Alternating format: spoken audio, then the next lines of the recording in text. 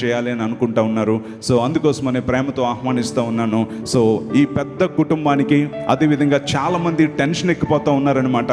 వాళ్ళందరికీ ఆతృత ఎక్కువైపోయి పొట్ట పొంగిపోయి ఏదైనా అయిపోయేలాగా ఉంది. అందుకని వాళ్ళకి ఏమీ అవ్వకమునిపే ఒక గొప్ప వార్తను ఇక్కడ తెలియజేయాలని అనుకుంటున్నాం కనుక ప్రేమతో ఆహ్వానిద్దాం.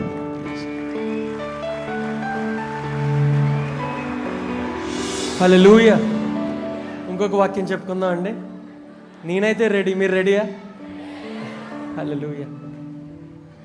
కొద్ది నెలల క్రితం నేను ఎవరికి తెలియదు. మా నాన్నగారు ఆయన సేవ, ఆయన పరిచర్య ఎంత ఘనంగా ఆయన వాడుకున్నారో అందరికీ తెలుసు. నేను బహు తక్కువ మందికి అప్పుడప్పుడే పరిచయం అవుతున్నాను. నా సేవ ప్రారంభించుకున్నాను. దైవజనులు ఎందుకు పిలిచారో నాకు తెలియదు. నాకు గొప్ప ప్లాట్ఫామ్ ఇచ్చి నా మొట్టమొదటి నా సాక్ష్యం షేర్ చేసుకోవడానికి అవకాశం ఇచ్చారు నాకు దైవజనులు. ఆ రోజు దేవుడు నాతో మాట్లాడి ఇక్కడ నన్ను నిలబెట్టి మాట్లాడిచ్చాడు. అప్పుడు నేను ఒంటరిగా వచ్చాను. మళ్ళీ ఇదే గురజాడకి మేము ఇద్దరంగా కలిసి వచ్చాం, ఇద్దరంగా సేవ చేస్తున్నాం. కాకపోతే మొదటిసారి ఒక్కడనే వచ్చాను, ఈసారి ఇద్దరం కాదండి, ముగ్గురుగా వచ్చాం. దేవుడు ఇంకొక సేవకుడిని ఇవ్వబోతున్నాడు. హల్లెలూయా.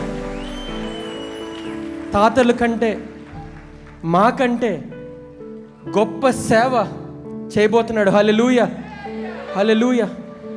ప్రార్థించండి మా కోసం, మా చిన్న కుటుంబం కోసం కూడా. మీరు ఎలాగైతే ఈ ఆశీర్వాద పండుగలకి విశ్వాసంతో వచ్చారో మేము కూడా అదే విశ్వాసంతో ఇక్కడికి వచ్చాం. వాక్యం బోధించిన, ఆయన ఆరాధించిన మేము కూడా ఆయన డిసైపుల్సే, మేము కూడా ఆయన శిష్యులమే. ఆయన తప్ప మాకు ఇంకొకరు లేరు.